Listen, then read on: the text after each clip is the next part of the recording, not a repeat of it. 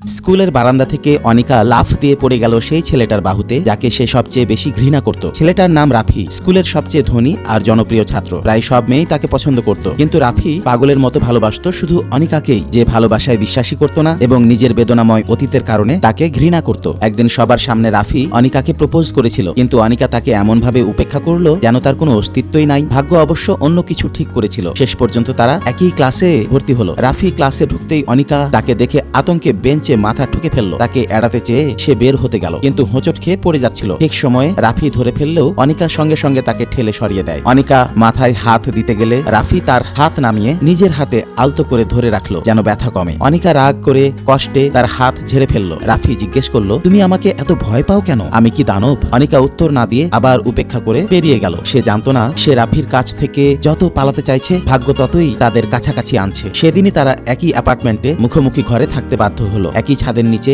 সে রাত কাটালো। পরের দিন শারীরিক প্রশিক্ষণের ক্লাস ছিল। রাফির তো ভীষণ জ্বর, দুর্বল শরীর, তবু অনিকার সামনে দুর্বল দেখাতে না চেয়ে সে অংশ নিল। তারা একই দলে পড়লো। কাজ ছিল একে অন্যের পুশ আপ গোনা। কিন্তু সুন্দরী অনিকাকে দেখতে দেখতে রাফি গোনায় ভুল করলো। অনিকা ভাবলো সে ইচ্ছা করে এমন করেছে, তাই প্রতিশোধ নিতে রাফির পুশ আপও গোনে নিছে। ফলাফল, জ্বর নিয়েই রাফিকে শাস্তি হিসেবে 5 কিলোমিটার দৌড়াতে হলো। শাস্তি শেষ করে রাফি অনিকাকে আটকে বলল, এটার জন্য আমি প্রায় প্রাণ দিচ্ছিলাম, তবু তুমি গোনোনি। অনিকা তাকে ঠেলে দিয়ে ঠান্ডা গলায় বলল, সমস্যা হলে শিক্ষকের কাছে যাও। হঠাৎ রাফির মাথা ঘুরে গেল। সে অনিকার কাঁধে ঢলে পড়লো। তখনই অনিকা বুঝলো রাফির জ্বর। ঠিক তখন রাফির বন্ধু এসে তাকে সরিয়ে নিয়ে বলল, রাফি তোমাকে সত্যিই মন থেকে ভালোবাসে, আর তুমি শুধু ওর অনুভূতি নিয়ে খেলছো। এসব শুনে অনিকা ঠায় দাঁড়িয়ে রইল, ভেতরে অপরাধ বোধ। পরের দিন ক্লাসে এসে রাফি দেখলো অনিকা নাই। বাইরে ছুটে গিয়ে দেখতে পেল কয়েকজন গুন্ডা অনিকাকে ঘিরে রেখেছে, আর সে দাঁড়িয়ে আছে ফ্লোরের প্রান্তে, এক্ষুনি লাফ দিবে। রাফি চিৎকার করে থামাতে চাইল, কিন্তু অনিকা লাফ দিয়েই দিল। এক মুহূর্ত না ভেবে রাফি দৌড়ে গিয়ে অনিকাকে ধরে নিল তার নিরাপদ বাহুতে। রাফি তাকে নিজের ঘরে নিয়ে গেল। অনিকা তো ভয় কাঁপছিল। সে পানির গ্লাস দিলে অনিকা নিতে চাইল না। তখন রাফি আলতো করে তার মুখ